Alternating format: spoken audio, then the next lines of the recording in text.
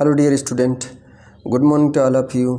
तो पिछला जो हमने क्लास बताया आपको, वो उसमें हमने बताया आपको जो है कि अब पल्मोनरी स्टेनोसिस के बारे में। अब उसके बाद नेक्स्ट अगला क्लास जो हमने कार्डियोवैस्कुलर डिफेक्ट का, आज हम इसमें पढ़ाएंगे आपको रोमैटिक हार्ट डिजीज़ या रोमैटिक फीवर, जो बच्चों में ज़्यादातर देखने को मिलता है। 5 साल से 12 साल के बच्चों में देखने को ज़्यादा मिलता है और इसकी वजह से बहुत सारी दिक्कतें बच्चे को झेलनी पड़ती है। ठीक है, तो ये रोमैटिक हार्ट, और जानते हो डियर, ये जेएनएम वालों के लिए भी और नर्सिंग वालों के लिए भी बहुत ही इम्पॉर्टेंट है। ठीक है, जेएनएम हो चाहे बीएससी नर्सिंग, लॉन्ग क्वेश्चन आता है, लॉन्ग क्वेश्चन। ठीक है, लॉन्ग क्वेश्चन आता है, पूछता है ये। ठीक है, तो इसके बारे में आपको मैं आज बता ही दे रहा हूँ ताकि आप कभी भी अगर पूछे तो आप तुरंत जवाब दे सकें, लिख सकें।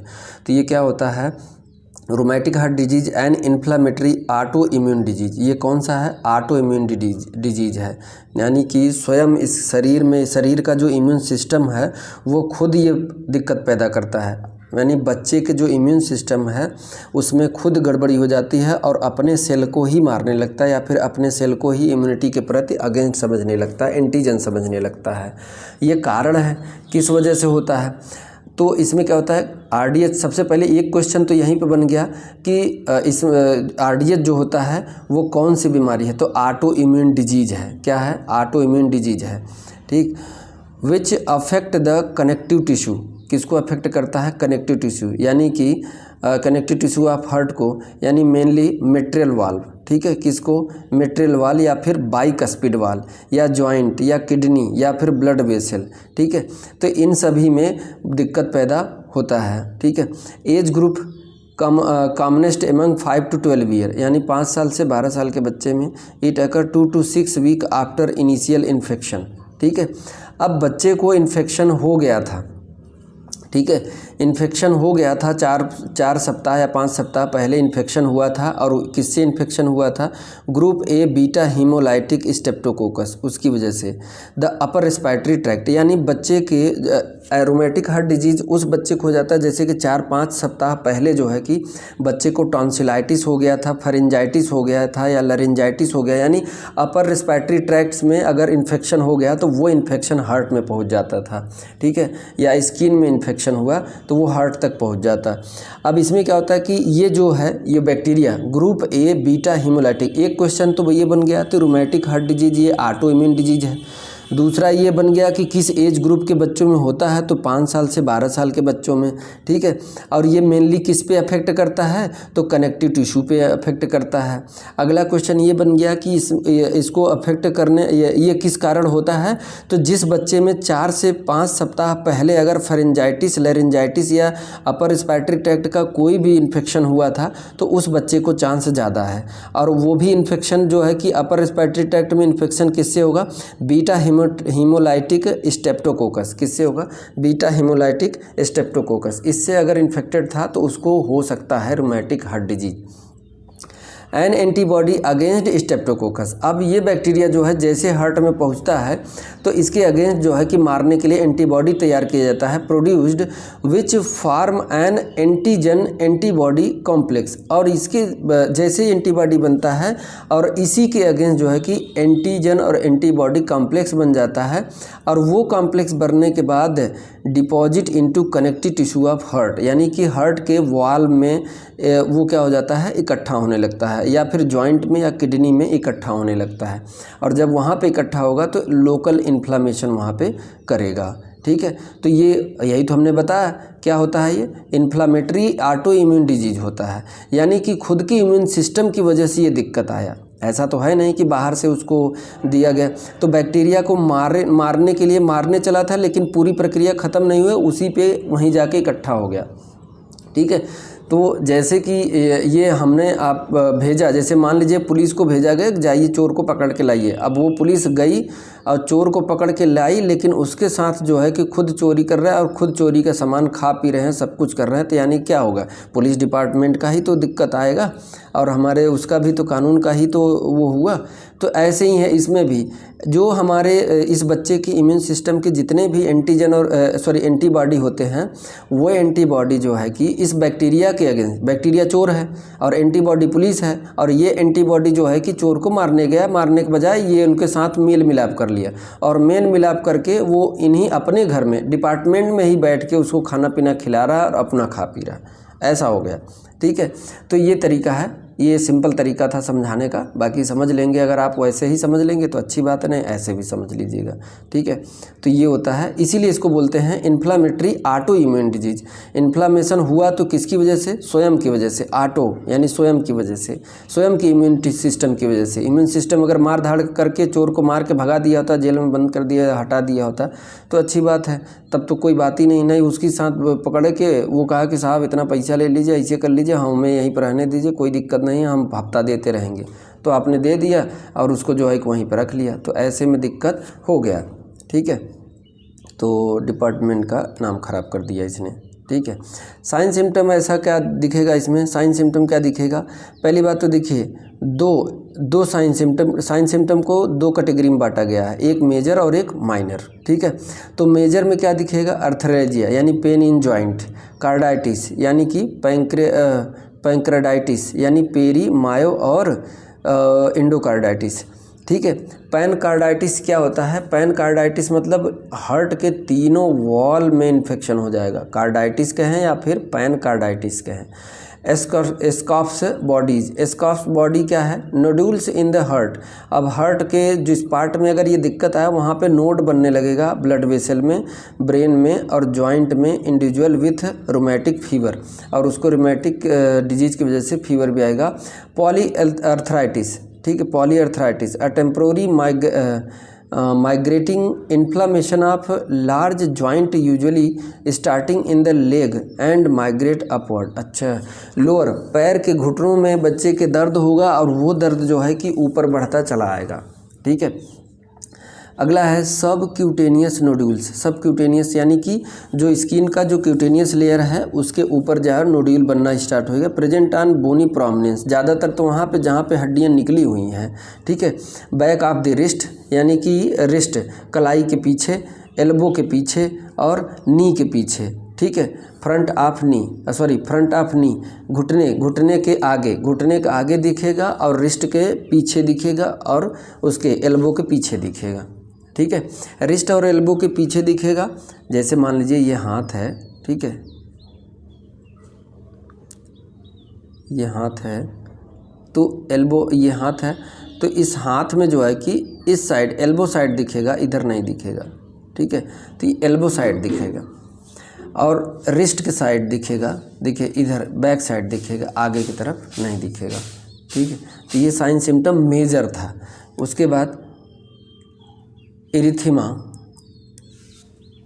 इरिथीमा मार्जिनेटम, रेड कलर, ऐसे बच्चे में रूमेटिक हार्ट डिजीज़ वाले बच्चे में red colour marks on trunk, body के ट्रंक पे यानी कि सीने पे, चेस्ट पे, एब्डोमेन पे क्या होगा? रेड कलर मार्क होगा, दैट स्प्रेडिंग पेरिफेरली, और उसके बाद वो हाथ पाँव की तरफ बढ़ेगा। पहले तो बॉडी में होगा, बॉडी में होने के बाद वो हाथ पाँव की तरफ फैलेगा। सिडनहैम कोरिया,